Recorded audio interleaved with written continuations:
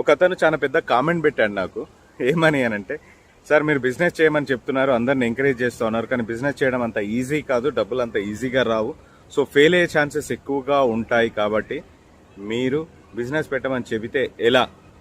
So business చేయాలంటే చాలా డబ్బులు కావాలా, చాలా మంది లాస్ అవుతారు, 90% లాస్ అవుతారు. కానీ నేను చెప్పాలనుకునేది ఏంటంటే, మీరు గవర్నమెంట్ జాబ్ చేసినా, ప్రైవేట్ జాబ్ చేసినా, ఏ జాబ్ చేసినా కూడా అది ఒక దగ్గర నుంచి డబ్బులు సంపాదించి తీసుకొచ్చి మనకు కట్టేయి. అంటే గవర్నమెంట్ అంటే ప్రజల నుంచి ట్యాక్స్ తీసుకొని కడతారు, ప్రైవేట్ జాబ్ అంటే అది కూడా ఒక బిజినెసే.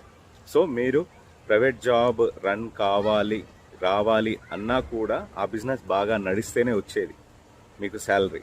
సో ఏదైనా కూడా జాబ్స్ క్రియేట్ చేయాలన్నా కూడా బిజినెసెస్ రన్ అవ్వాలి. ఒకవేళ మీరు కాన్ఫిడెంట్గా లేకపోతే డబ్బులు పోతాయని భయం ఉంటే మీరు బిజినెస్ చేయకండి.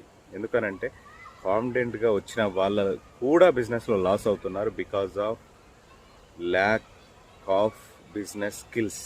బిజినెస్ పట్టుదల లేకపోవడం ద్వారా అందరూ పెడుతున్నాను నేను కూడా పెట్టేద్దాము అని, నా ఫ్రెండ్ పెట్టాడు, ఇంకోరు పెట్టారు, పెట్టారు, డబ్బులు బాగా వస్తున్నాయని బిజినెస్ పెడితే మాత్రం పోతాయి. డబ్బుల కోసం బిజినెస్ చేస్తే మాత్రం మీరు బిజినెస్ లాస్ అవుతారు.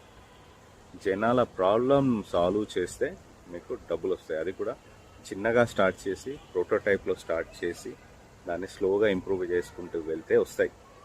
వాడు ₹1,00,00,000 పెట్టాడు, 2 కోట్లు పెట్టాడు, 200 కోట్లు పెట్టి బిజినెస్ స్టార్ట్ చేశారు అంటే అది వాళ్ళ బ్యాక్గ్రౌండ్ని బట్టి వాళ్ళు చేస్తారు. ఆ రిస్క్ టేకింగ్ కెపాసిటీ వాళ్ళకు ఉంటుంది. కాబట్టి లేనప్పుడు చిన్నగా స్టార్ట్ చేయండి. అది కూడా లేనప్పుడు ఏదన్నా ప్రైవేట్ కంపెనీలో బిజినెస్ పెట్టిన వాళ్ళ దగ్గర జాబ్ చేసుకుంటే హ్యాపీగా ఉంటారు. Thank you so much for watching. Me KP business Guru.